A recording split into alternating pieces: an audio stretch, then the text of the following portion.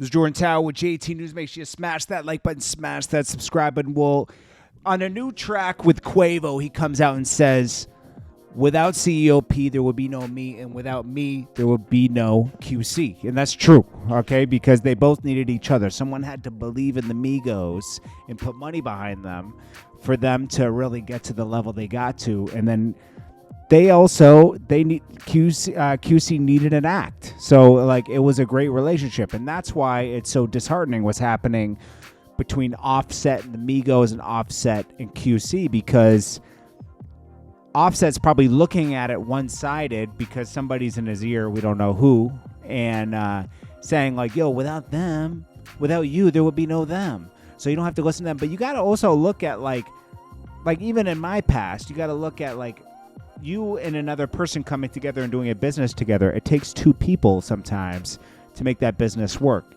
Everybody has something else to offer, you know?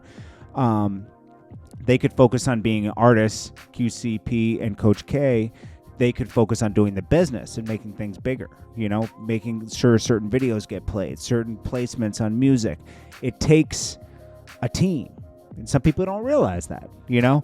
And I think that's what caused also a divide with the Migos right now. You know, Offset is focused more on his relationship with Cardi B, who he's married to, but you know, you have your label and you have your teammates here, and that's where the money came from before, you know? So like, you can't let somebody come in later and disrupt that. You got to separate the two. You got to have, you know, your marriage, and then you got to have your business, and they can be separate. You don't mingle everything together and get derailed. And I think that's kind of what happened here, and it's unfortunate. And eventually things will come around and they'll come back together. But it just sounds like to me like Offset was unhappy with a few things, and instead of them communicating and ironing out, he kind of went right into trying to just leave and do his own thing. Like, I don't need you. My wife is popular. I'm popular. We're good without you guys. And they will be good without them. But why not, you know, do everything properly with open communication? A lot of people fail to communicate. And a major factor with Offset, which is probably true. I mean, Lil Baby came in around 2017, and there would be no Lil Baby without the Migos and QC and Coach K having success.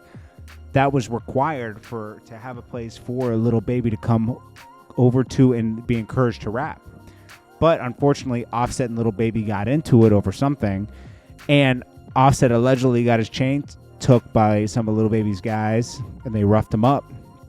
And I don't think Offset could ever get past that. Obviously, something happened there. They couldn't. Their label mates. He was violated. QCP's going to have more loyalty with Lil Baby because they're both from the same neighborhood, and it just wasn't going to work. So also Quavo on this song mentions that like we're not going to let girls, money, and outside influences separate everything. Like we're going to stay together. That's why they're still on QC. That's why Takeoff and Quavo are now just like, you know what?